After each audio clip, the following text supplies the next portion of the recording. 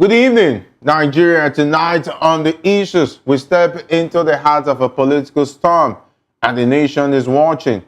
The APC is on a mission, courting opposition governors with powerful promises ahead of 2027.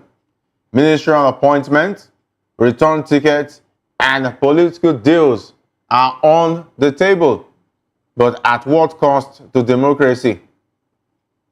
Meanwhile, legal icon Olisa Abakoba throws down the gauntlet, vowing to go to prison rather than obey a new bill that will force Nigerians to vote.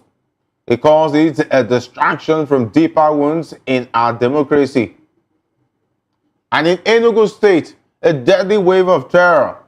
7 farmers killed, dozens kidnapped, and Fulani herdsmen suspected in a gruesome attack that has shaken communities to their core. 3 stories, 1 nation, and critical questions we must all confront. I am Jerry Apelion. Stay with us because this is the issues and we are just getting started. We'll be right back after this timeout.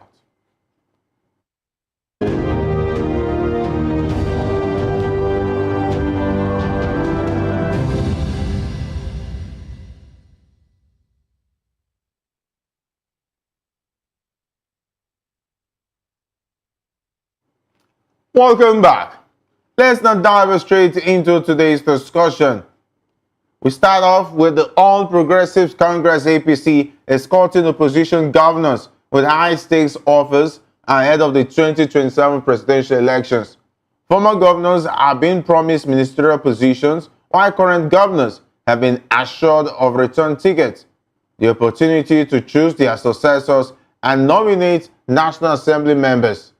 This development has sparked anxiety in the camps of former Vice President Atiku Abubakar, Peter Obi, and other opposition leaders. Atiku warned opposition leaders that backing President Tinubu's re-election bid would be equivalent to endorsing failure. He urged them to support his coalition aimed at ousting the APC-led federal government. The PDP and NNPP have dismissed the APC's claims, stating that their members are being pressured to switch parties using state power.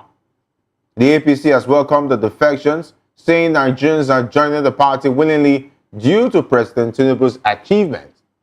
Several opposition lawmakers have defected to the APC, strengthening the party's grip on the National Assembly.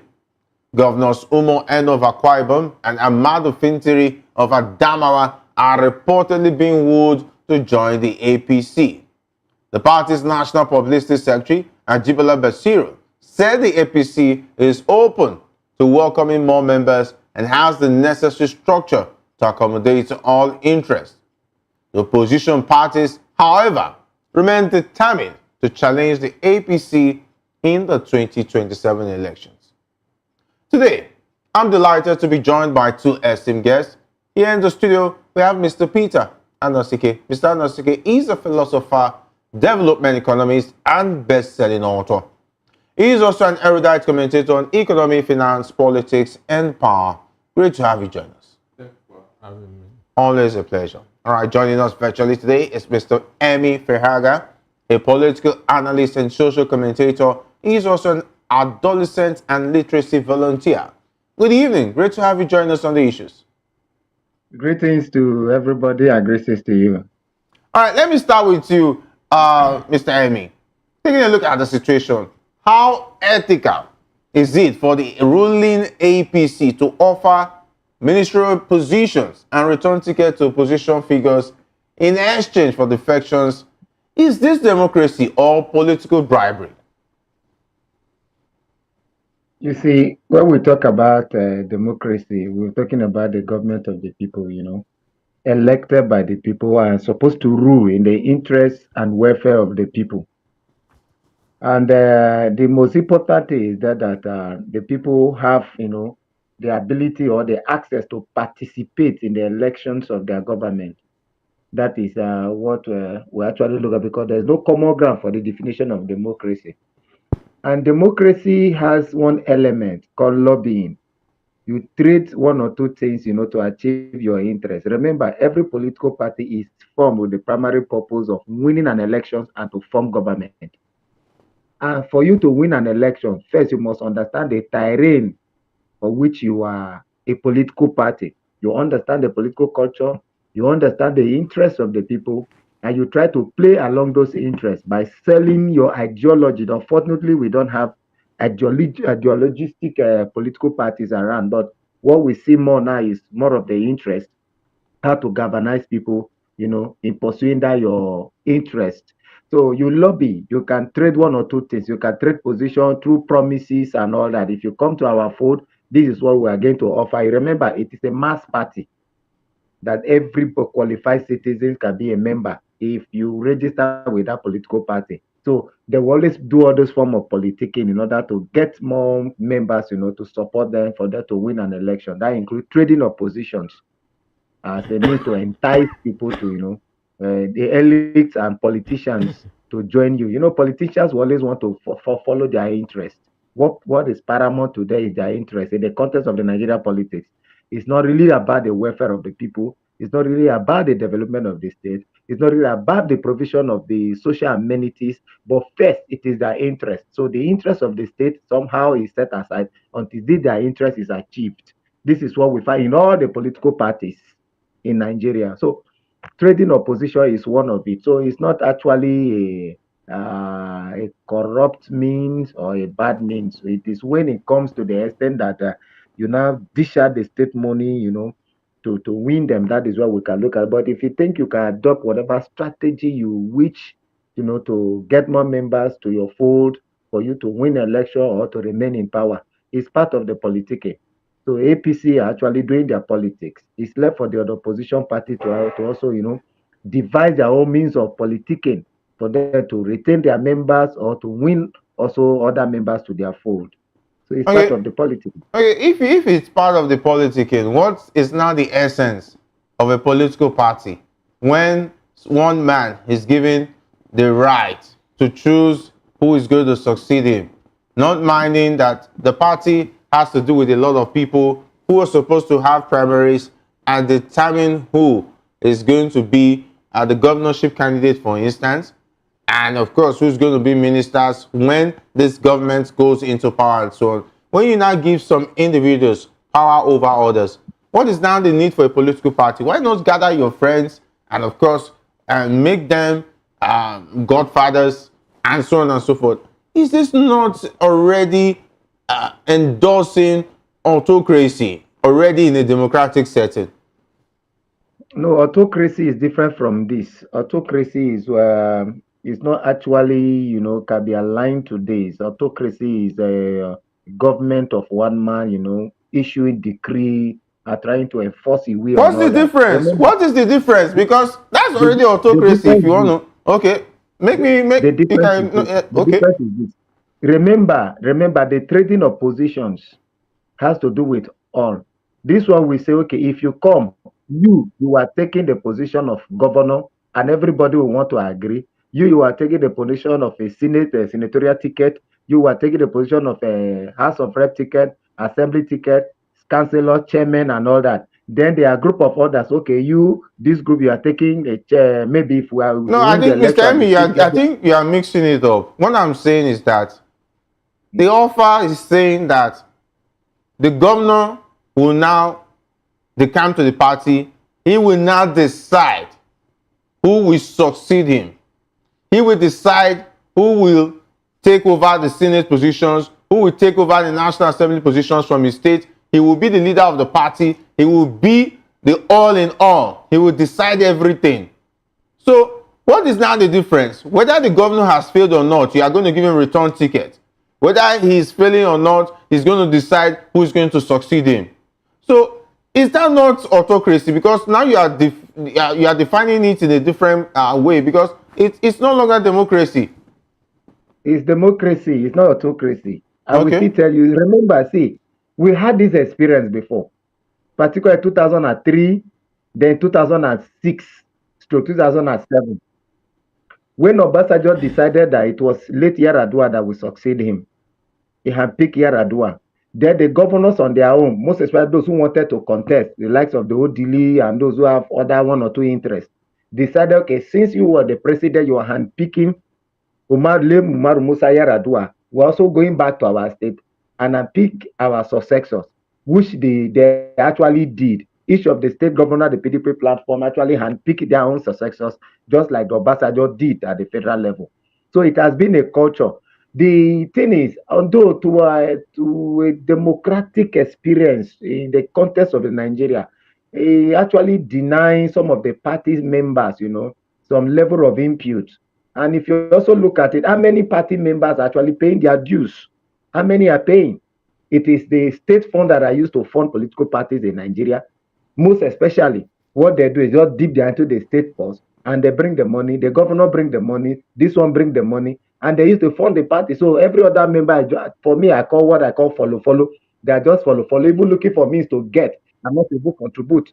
In terms of finances to the progress of the party. It's all about getting and getting. So it creates the room for he who paid the pipers now to dictate the tune. These are the kind of politicking. It has to do with, if we must change this, then we must work on our political culture. We must work on the way we think, how we perceive elections, how we think that election is meant to make money and to grab. Okay, thank you very much, Mr. Emi, for your definition of what autocracy means and democracy means. I don't know whether Mr. Onesike agrees with your definition.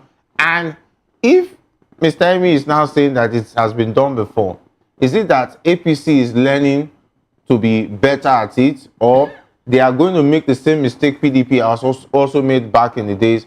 Or even, let's now look at those they've been anointing. How better have they been? Of course. Some Nigerians shamelessly try to defend the indefensible. Some Nigerians shamelessly try to defend the indefensible. If you had read Prince by Machiavelli, he stated in that book that a deceiver would always find people to deceive. Understand me? Machiavelli wrote that book over 500 years ago. That a deceiver must always find people to deceive. I know a lot of members of APC Presidential Campaign Council. I know many of them. And up to today, many of them have not been compensated. Understand me? Many of them have not been compensated for what they did in 2023. And this same party is promising other people. Understand me? These members of this crooked party is promising other people. Understand? So this is going by what Machiavelli said, that a deceiver will always find people to deceive.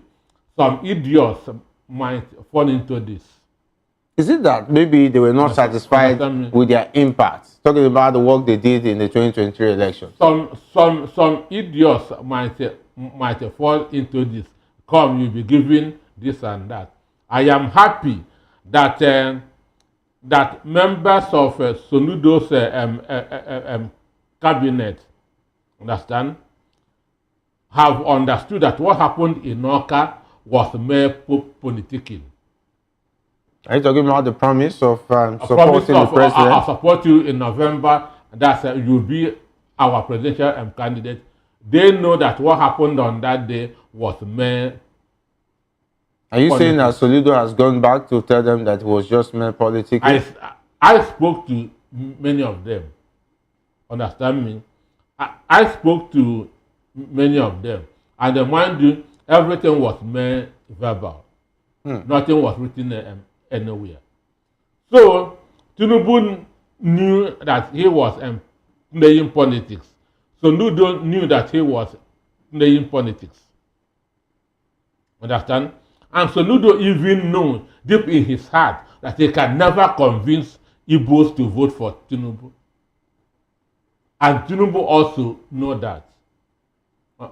Understand me? So, Nicholas Okachukwu, the APC governorship candidate, is campaigning seriously. Understand? Because he knew that it was just talk. Understand me? He is campaigning seriously everywhere in Anambra. Because if you trust PDP, and if you trust APC, you can trust anything. If you trust APC, you can trust anything. So, they are doing what they are supposed to do. Understand me? Talking about APC? Weighing members of the opposition. So the members of the opposition should also try to woo members of the APC, because it is not everybody in APC that is happy. Understand me? So as APC is trying to destroy other parties, the other parties should also try to be destroying APC. Are we seeing the end or the collapse of opposition politics in Nigeria with the way this is going? There will always be opposition. And the biggest opposition excuse me, is SNPP, Suffering Nigeria People's Party. That is the biggest opposition. Is that a registered political party? And when I'm a member. You're a member? I'm a member. Is it a registered party with INEC? Don't worry. Don't worry. We don't need to go to INEC. Understand me? Because Satan will get to heaven before Mahmoud Yakub. But you've already said you will not be part of INEC when the next election comes into play. I said we don't need to go to INEC. Okay. Understand me? I belong to the Suffering Nigeria People's Party. Understand? So it's only when we fail that Nigeria has failed. So for me, I don't care that where those politicians are going. All right, Mr. Ami wants to say something. Mr. Ami, what does this aggressive wooing of governors by the APC reveal about the ruling party's confidence or lack thereof in its performance heading into 2027? You see, we are talking about politics. Politics is not something of emotion. Politics is all about calculation. Okay. How you throw in this your enticement to get people to your fold. The guys there make mention of Anambra. Let's even look at what Anambra is doing. ABGA as a political party has a kind of ideology within them, which they have been upholding right from the time when Ojukwu was alive. ABGA believes in a kind of a philosophy that says you must support the party in power at Abuja. That is ABGA. That was why Peter Obi supported even the PDP then at the this guy is a liar. Then if you look at it again, if you look at it, even this hand picking, can I talk? Can I talk? Can I say something? Can I say something? Mr. Oski, 2019, excuse me. Okay, just keep that in. I'll stand up and walk out of this studio. Okay, you just keep this in. 2019. Let me talk now, please. Mr. Emi, let him just General Gore was the ABGA presidential candidate. 2019. Okay. General Gore is from Benue State. 2023, Professor Peter Omadi was the presidential candidate of ABGA. So don't allow him to be deceiving people using this medium. All right, that's so telling you that ABGA has a philosophy. I know. Telling you, don't know me. Telling you. I am one of those persons. Telling you in the whole of River State today, when you talk about people who speak fact, telling you that is one of these persons they mention. Telling you that ABGA has a philosophy of supporting Mr. It's a deception. Mr. Oski, your point has been noted. It's a deception. All right, Mr. Ferreira. I have the mic. Okay, now finish up. Okay, go ahead, Mr. Ferreira. Okay. That was why Peter Obi supported even the PDP at then. Then, if you check the area of handpicking, who brought Willie Obiano into power? Was it not Peter Obi that handpicked Willie Obiano to succeed him? So this has been the culture by most of these politicians. See, The Nigerians in APC, they are Nigerians. Those who are defecting to APC, they are Nigerians. Those who are supporting APC, they are Nigerians. Those in Labour Party, in PDP, SDP, are all, we are all Nigerians. The point now is, you remember where Nigeria Jaga Jaga was sang? Was it now? So the issue of suffering, check where, how did we get here?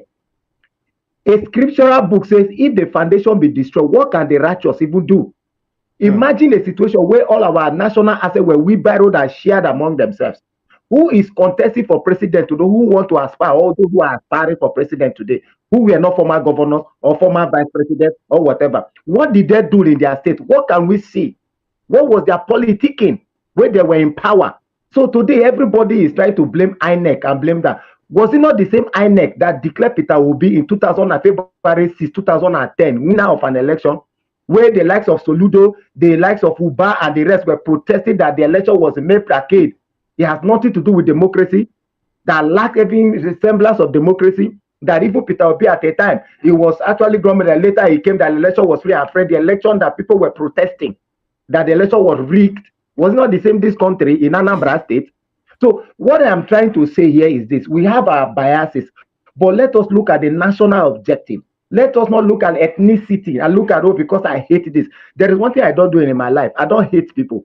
I don't hate you because I only dislike certain things that are being done. And I look at them squarely and follow them objectively. I don't care who is this, whether from this tribe, whether from this religion. That is all. My friends are from all religions. So all tribe. That is me for you. So I don't believe in to yesterday we should cover it so that we will make some people appear as righteous men. That were part of the problem and created the problem. So we now lay all the problem on people of today because we feel we don't like them. That is not how to grow a nation. That is not how to grow society. We have the records. We have them. If we want them, if we want me to read that some, we'll read them out. What happened at the court in that election of Anambra of 2010? February? What happened at the court? We saw the manipulation. We saw how justice were removed and brought in just to satisfy certain people. So what are we actually saying here today? That Nigeria of today are so bad. Those who were governor in Anambra State. Betrayal is in the DNA of Rivers people. Those who were governor in Anambra From State, what did they 1957 put on up to ground? date, Rivers people To tackle poverty in their state. So if we cannot manage the smallest unit, is it the national area that we are talking about?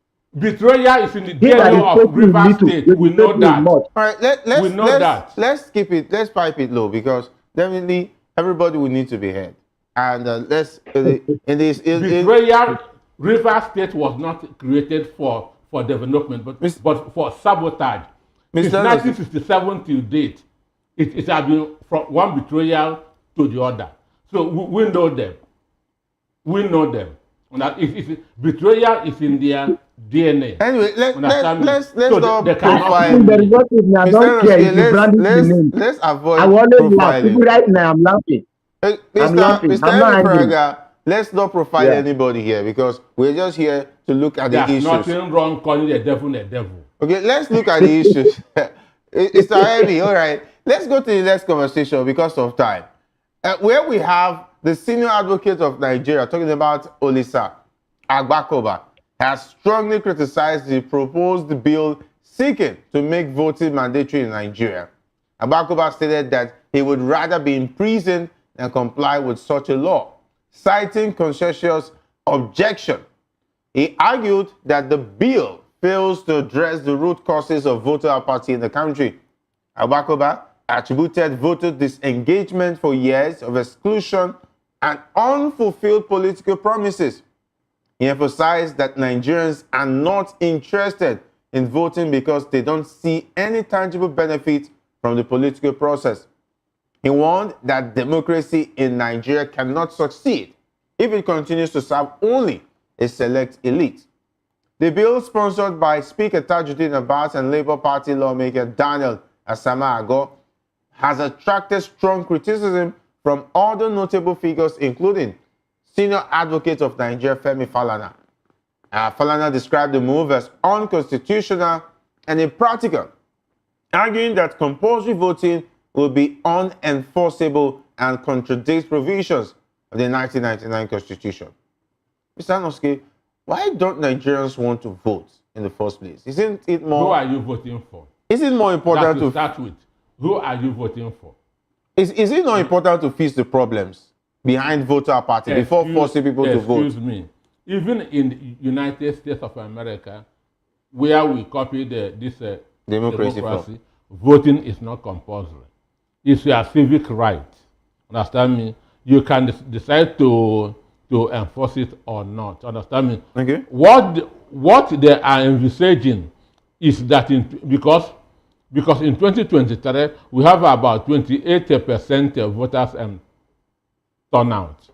Okay. And Nigerians has lost every act of confidence in INEC.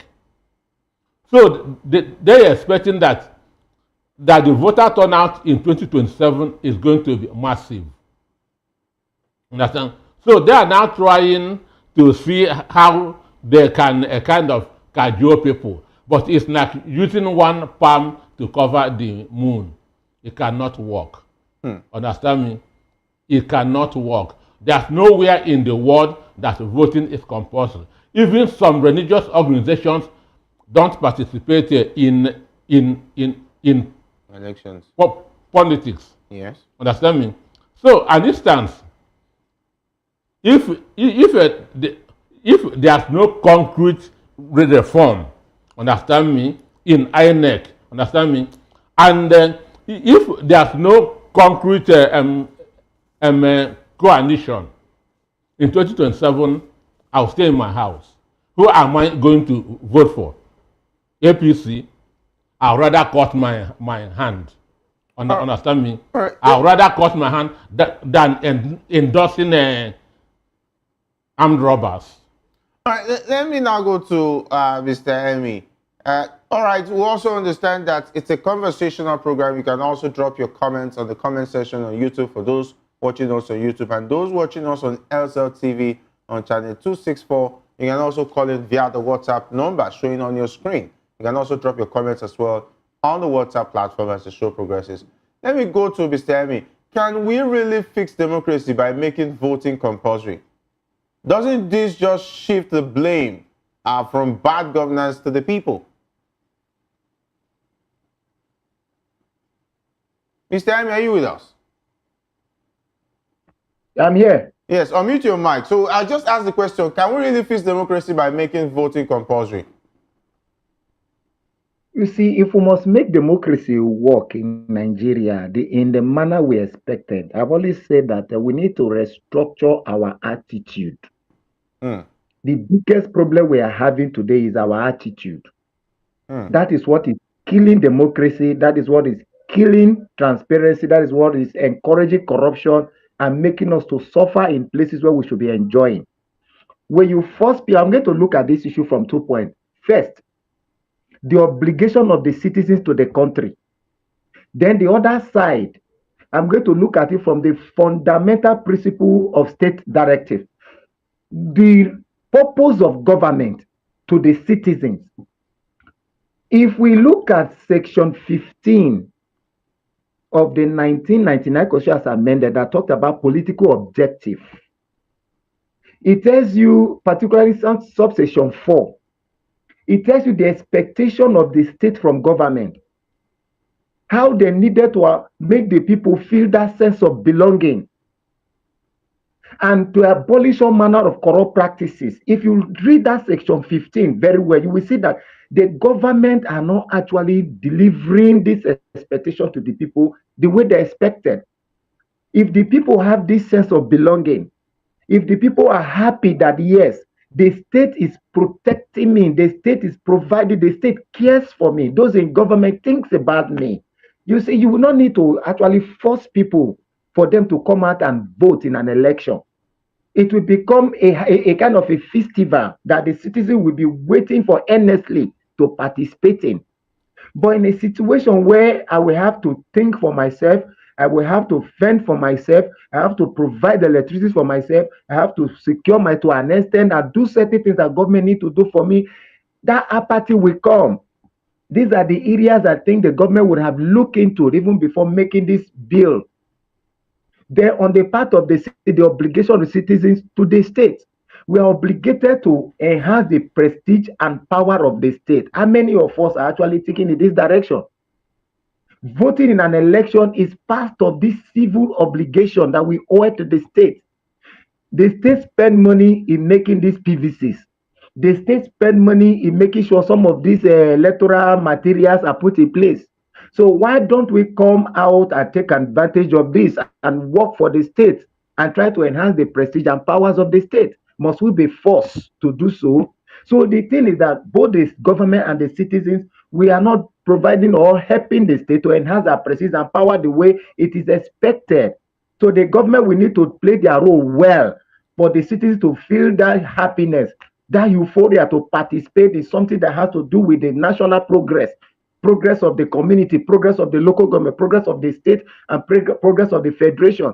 For the citizen to see that belonging, that sense of belonging. We are lacking this. So the government should think about this first by trying to abolish that thing, that monster called corruption. If we have all the money that are voted for constituency development and all that channeled to the constituency at these various communities, I believe people will be happy to cast their ballot for all the representatives. But in a situation where this money are diverted to personal use, where the stomachs of those in government is growing fatter and the people are becoming thinner and leaner every day, it's not the right thing for the state. So they should think about how to abolish that corrupt practices and that appetite to divert money that are meant for public betterment. These are the issues that you think at the National Assembly. How much is voted for constituency development? How many people are actually using this money for the people? How much is voted for the state government budget? What percentage of this money is used to develop the people? How much is voted for the federal budget? What percentage of this money is used for the people? This should come first before even the issue of voting. You don't need to force anybody. Mr. Emi, have you considered contesting to be in the National Assembly? Maybe you'll be able to pass across this message to those at the National Assembly. But do you think that this... if I give it the opportunity, I will be there because I love Nigeria so much. But do you see the members of this current National Assembly thinking towards these lines in terms of curbing corruption and thinking about the people first? Since 1999, all politicians, how many of them are actually thinking about tackling corruption? All politicians, both those in power and those in opposition, how many? Some people will just come and tell you some sweet words and try to form sin and send. People are praising and they get there and even do worse. So what does the future look like with the way things are now? Assuming this bill that former President Muhammadu Buhari actually, submitted to the assembly, I assume it was given consideration, that special court for corruption, Baraki, the Dino, and the rest, they decided to kill it. So assuming we have this court set up for anti-graft war, where issues will be taken to the court, will be not maybe 3 months, 6 months, it has been resolved and other people go to jail, people pay for their crime they committed against the state. I believe it will help us so much. But the likes of Bukola Saraki and Dino and the rest of it decided to kill it. It was never in their interest. So this thing has been there. The National Assembly will always be there. But don't to say that there are no good people among them. But there are good people. But how many of them are actually among the multitude? All right, Mr. Even at the state assembly. Okay, Mr. Ami, thank you. Let's go to Mr. Nasike. Is this bill even legal? Because top lawyers like Agbakoba and Fulani have said that it's unconstitutional. Those of them, they are just idle. Understand? They just elected all the worst of Nigerians and back them there. Understand me? Are you talking about the National Assembly? The National Assembly, understand? They just elected all the worst people in the country and back them there. So they don't represent the Nigerian people that I know. Understand? They don't represent the Nigerian people that I know. If they are really thinking about Nigeria, welfare of the people should be their number one priority. Understand? But APC has no good governance in the agenda right from 2014. Understand? APC was just formed to restore power from PDP and share money. And that's what they have been doing since 2015 up to date. Talking about anti-corruption bill, whatever. What qualifies Buhari to introduce an anti-corruption bill? because he's one of the most corrupt human beings in the history of this country. Understand? He is one of the most. It was under his tenure that that the first coup in judiciary happened. Understand? When Onenere that was thrown out and Tanku came in. And this is somebody that want to give you that's a bill against corruption. So for me, I'm happy that the bill didn't see the light of the day, because the sender is as evil as the bill. Okay, how would this law even be enforced? Somebody just pointed that in Australia, the voting is compulsory, for instance. What is the quality of life that's of the question. Australians? Because in a country with security issues and election violence, is this realistic or just a dangerous? What is the quality of life of Australians? Understand?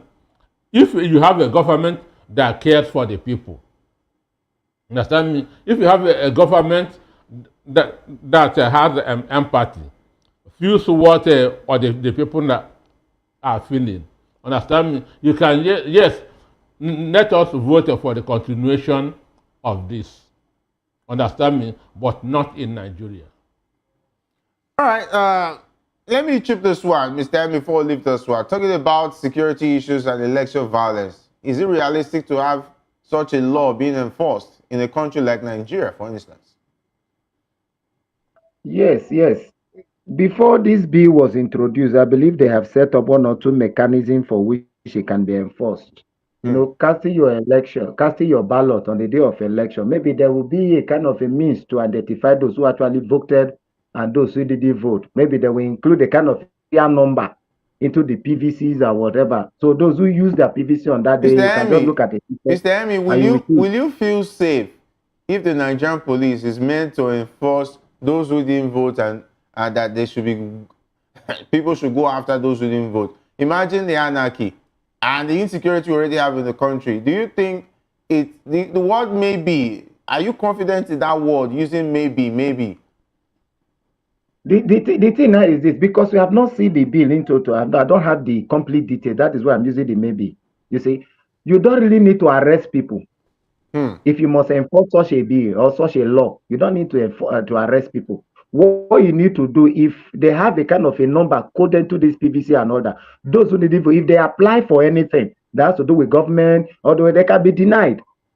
And that will be the reason. They will say, on so day you didn't vote, so you are not eligible for this. You are not eligible for that. Do you think Nigeria is ready for such laws? Or can it be enforced effectively that it will not disenfranchise a lot of people? Or deny? That is the essence of having such a law now, is for you to come out and exercise your franchise. Yes.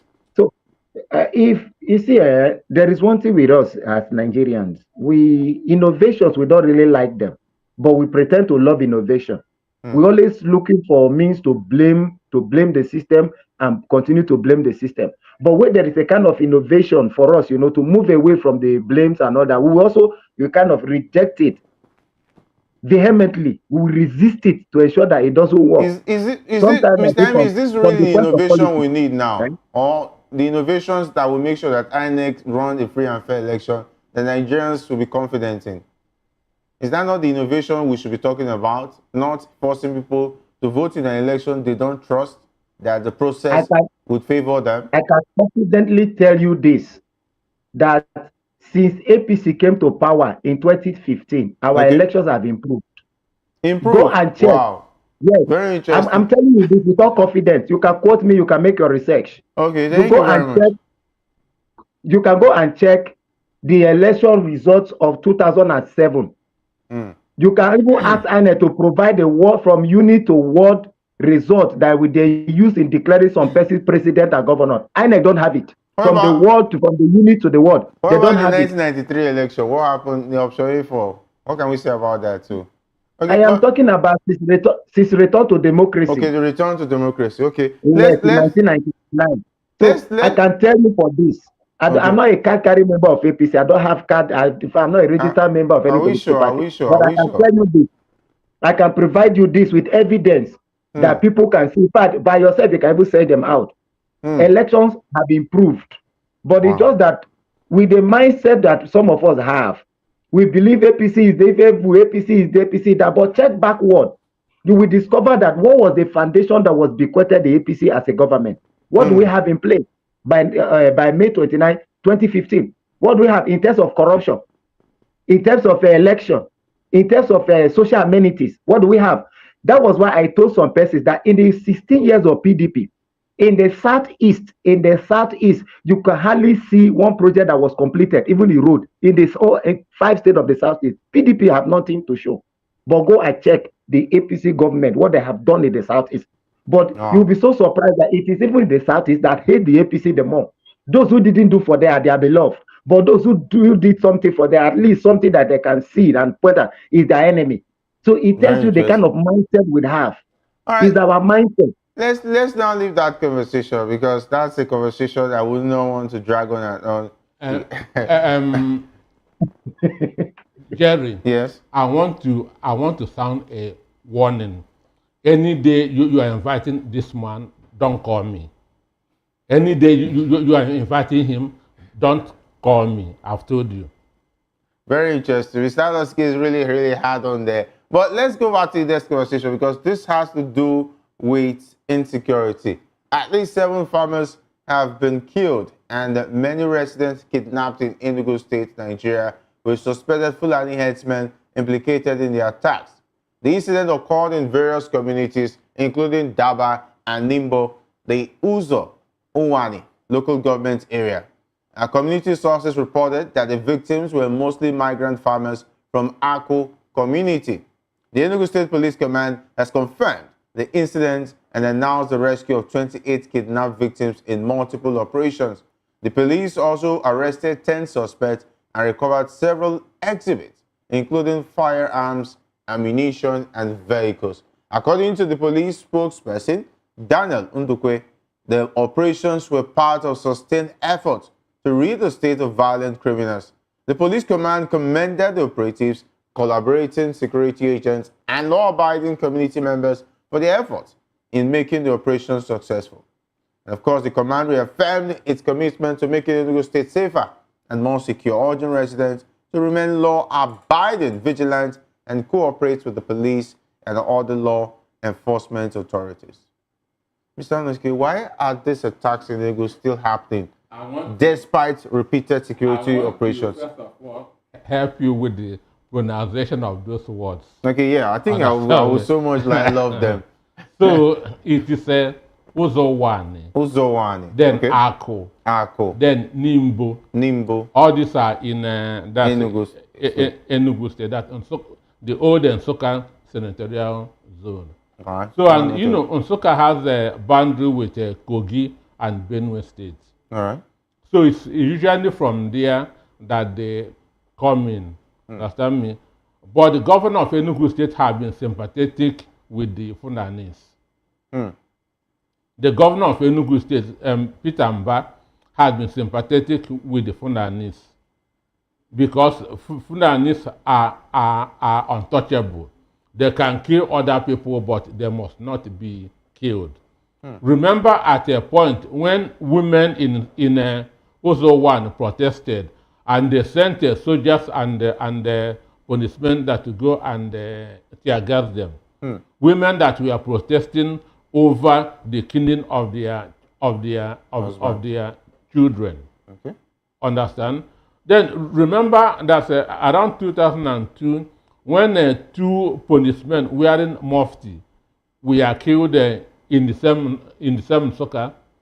Understand? After Fulanis have come there and killed a lot of people. So they now saw 2 policemen on mufti. They didn't know that they were policemen. So they couldn't identify themselves, and they were killed. So I'm against the jungle justice. Or the best thing, take them to the police. So when they were killed, soldiers came on a reprisal and sacked a whole community. The governor did not utter a statement. Understand? the, the, the, the, the governor did not utter any statement. So the governor has been sympathetic to the Fulanese. And we have had situations in the country where Fulanese were arrested with assault guns, understand me, rifles, and the same gun were released to them and they were asked to go.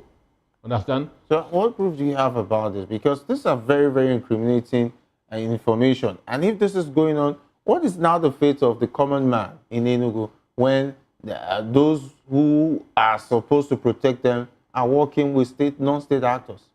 Look, if there's any state that should be insecurity free, it is Enugu.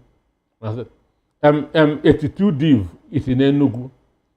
In Enugu alone, there are different we have Okonano barracks, Ababa barracks, then 82 Div.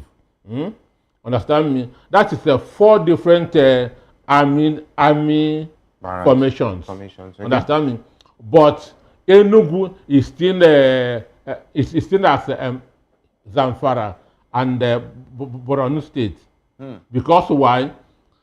Those committing these atrocities are being protected. The soldiers there are not doing their work. Understand? So until the governor begins to put the interest of his people first, this thing will continue to happen. All right. And excuse me, I want to respond to what that man said about not constructing that's a road in the east. Understand me? That it is now that APC is in power. His example of APC is Hope was of them one. Understand me? If you know the decadence in Imo State since Ozodema become governor, Imo State became brutish and short in Imo State. There's no definite what used to bubble until Ozodema becomes governor. Today, business is dead in Owerri. People even from Port Harcourt, from Waka, from Umuahia used to go to Owerri on a weekend for enjoyment. Today, business is dead in Owerri. Understand? So, any Igbo man that talks good of APC is a bastard. He should go and check his DNA. Understand me? Any Igbo man that talks good of APC is a bastard. All right, let's keep it easy. Let's take it easy. And of course, Mr. Amy, we would like to wrap it up now. Taking a look at the situation in Enugu State, what exactly is being done to stop suspected herdsmen violence in rural communities like Uzowani? Is the government addressing the root causes? Because this thing continues unabated, and it looks like this so-called terrorist herdsmen continue with their violence.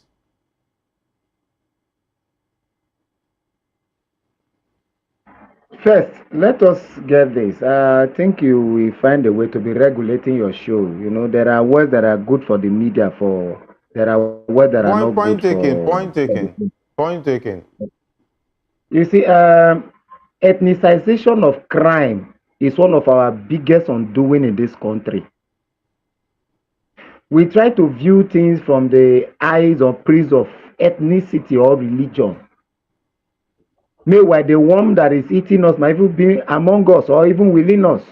So if we look at it from the eyes of ethnicity, the one will continue to eat. What makes somebody a herdsman? Is it not because you see the person with cows? Yes. If the person is not with cows, is that person a herdsman? Herders are everywhere. I've seen Igbo people who are herders. I've seen Urobo people who are herders. I've seen Isoko people who are herders. I've seen this thing. This is what I have seen, not that I was told. They have cows. In Benin, in Edo, around the Isha area, people have cows. They hire people to help them, take care of these cows. But we are now seeing a kind of a crime that is being committed, and we try to ethnicize this crime and trying to paint these criminals and give the soft landing in the name of ethnicity or whatever. Criminals are criminals. Anybody who carry arms unlawfully is a criminal. Anybody who invade people's property unlawfully is a criminal. Mr. Anybody Emi, who we destroy have to people's crop go. We're unlawfully is pressed a for time. criminal. So let us Yeah. try to tackle criminality head on and try and stop ethnicizing them. That is why they are thriving. All right. If we Thank you catch a very much, criminal, Mr. you Emi. invade people's crop, a criminal is a criminal. All right. Thank you very much for And to be being a dealt part with. of the show this evening. Of course, Mr. Anuski, it's been a pleasure having your insights on the program as well. And that's where I will leave it tonight on the issues from political power plays to legal fireworks and ready and deadly security challenges in Nigeria and standing at a crossroad. The questions remain: who really holds the power? Who speaks for the people? That's how I wrap it up. My name is Jerry Apelai. Thanks for being a part of the issues.